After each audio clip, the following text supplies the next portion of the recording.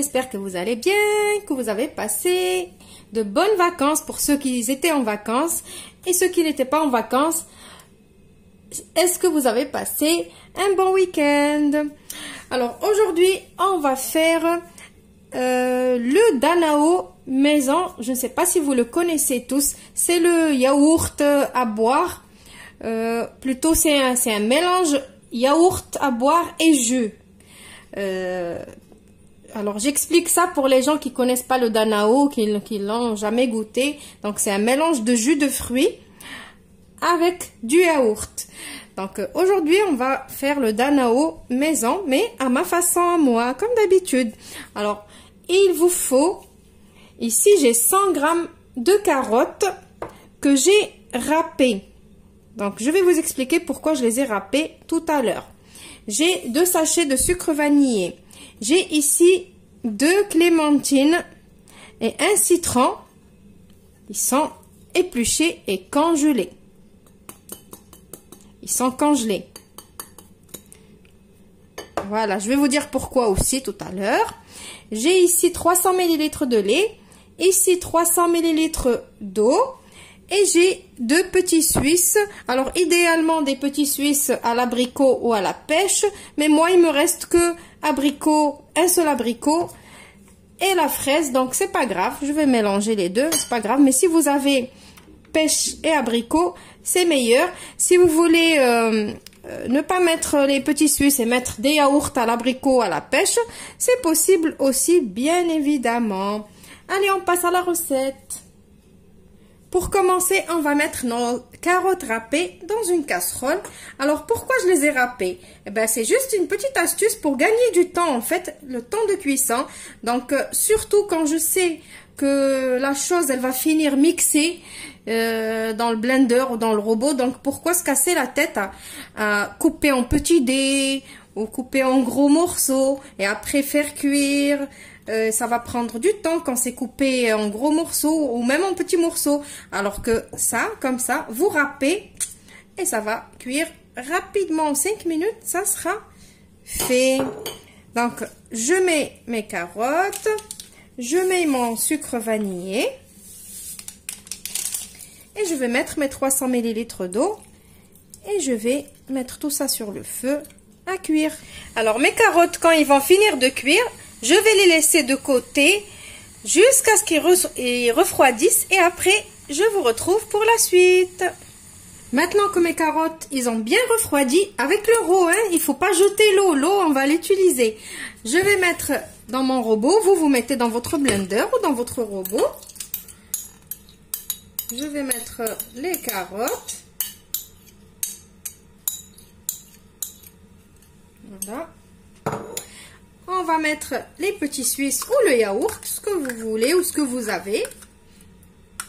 Donc moi, des fois, je le fais avec le yaourt aussi, mais là, j'ai des petits Suisses, je fais avec les petits Suisses.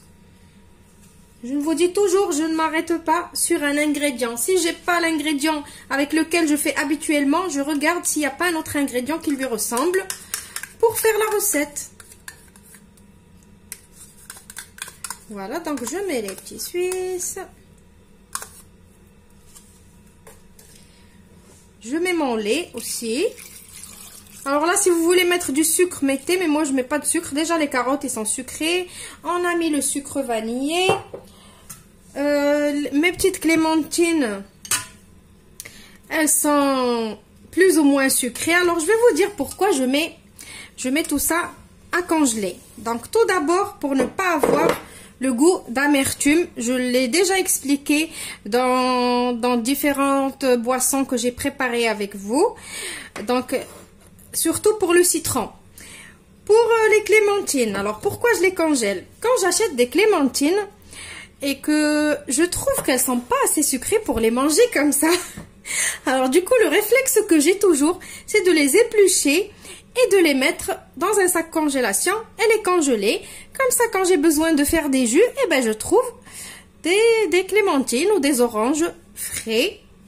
Et voilà, au lieu d'utiliser un jus de fruits acheté, j'utilise ça. Voilà, je vous ai donné encore une petite astuce.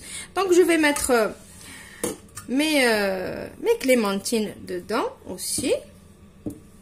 Rassurez-vous qu'il n'y a pas de... Comment on appelle ça? Oui, les pépins. Voilà, je les mets comme ça. Bon, moi, mon robot, il est puissant. Il peut mixer les trucs comme ça. Et le citron, bien évidemment, aussi, il faut le couper. Mais même quand je l'ai, il se coupe facilement.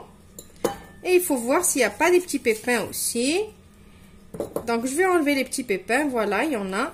J'enlève. Parce que les pépins, ils donnent de l'amertume.